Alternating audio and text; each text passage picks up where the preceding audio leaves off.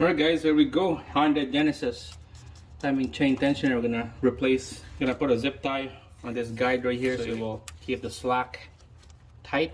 So just put a zip tie like that. I'll just use a 10mm socket, crack it open.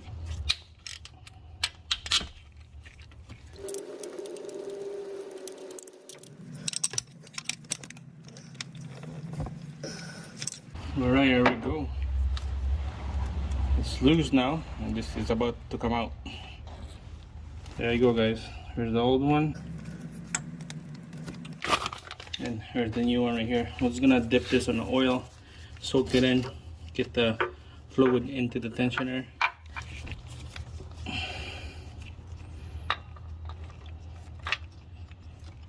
Slide that back in and get your bolt ready.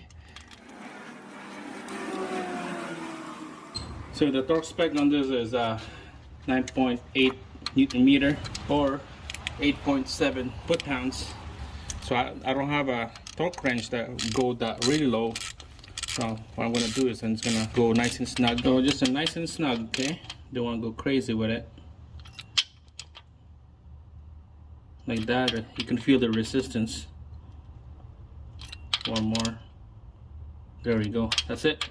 This is only 8.7 foot-pounds of torque or 9.8 Newton meter.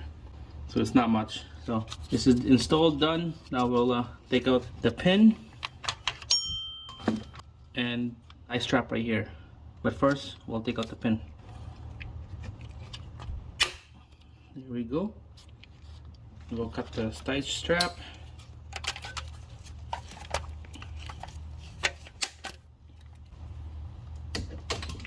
Double check.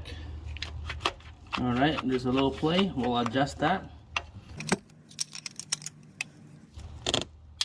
There you go. Heard that click. And there we go. No more play. That's it. Nice and tight.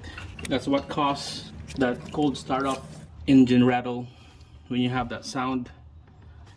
Because of the tensioner, because of this self-adjustment, it's not doing its job. It's still a little bit of loose right here. That's why it's loose on the timing chain and guide. It was just bouncing. When you have that good pressure of oil, it will reduce the noise and it's gone. That's it, guys. Thanks for watching. Thumbs up, subscribe. See you again on the next one.